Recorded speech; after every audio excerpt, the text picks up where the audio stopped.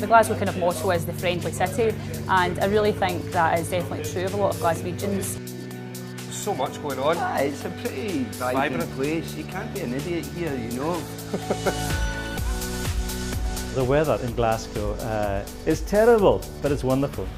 Possibly one of the only cities where you've got to wear a Hawaiian shirt and carry a brolly with you at the same time, because you never know what's going to happen from the morning to the night. It's traditional for Glasgow young men, as soon as the sun comes out, you take your tops off, and in Glaswegian it's taps aff, that's what you call it. It's a taps aff day. It's very embarrassing, but it's so rare that they get the opportunity, so we shouldn't deprive them of it.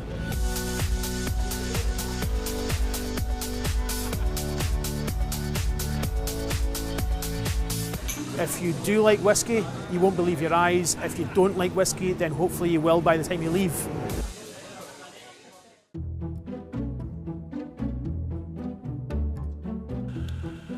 It just opened as a small independent cafe that wanted to roast its own beans and kind of bring something new to the neighbourhood. We just like to be quite in control of what we're doing so we can produce really high quality products. And then we have a selection of cakes and then also some homemade chocolates that our chocolatier from Belgium makes.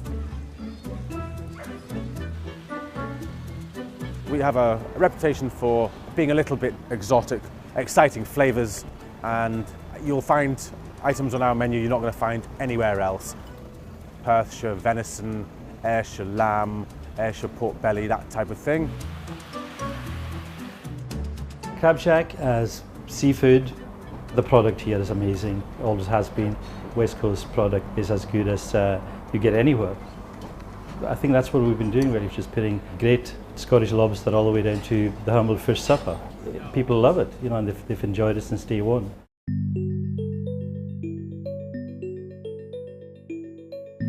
Glasgow being Glasgow, people shop.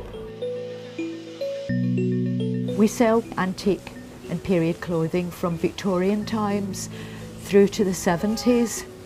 Outland, they're in Scotland at the moment filming.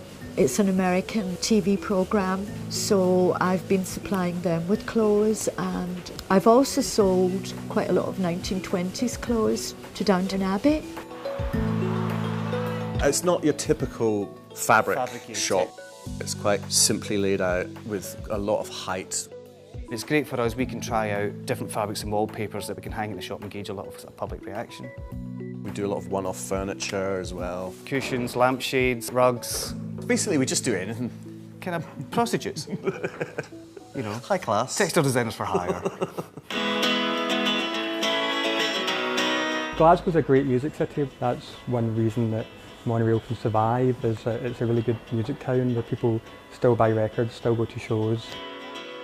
It's your kind of old school record shop where the staff are knowledgeable about both the music and the customers, so you can just say to them, what have you got that I would like, and they'll know what to pick out for you.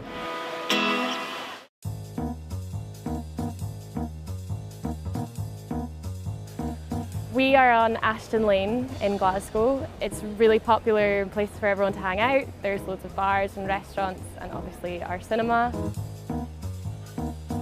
The Lane Bar is a vinyl bar, which means that they play their music from records and people can bring in their own to be played.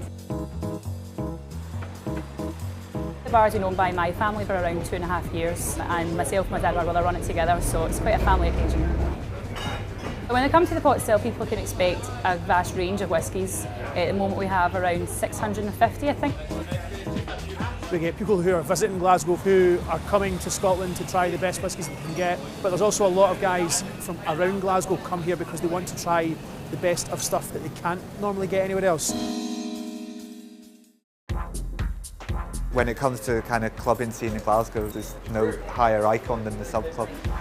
It's not been here for 27 years by some kind of freak of nature. I think it's probably the first club in Glasgow maybe to really pay attention to sound and have a pretty open-minded door policy. Been longest running residence for 20 years. It doesn't feel like that. It doesn't feel that long.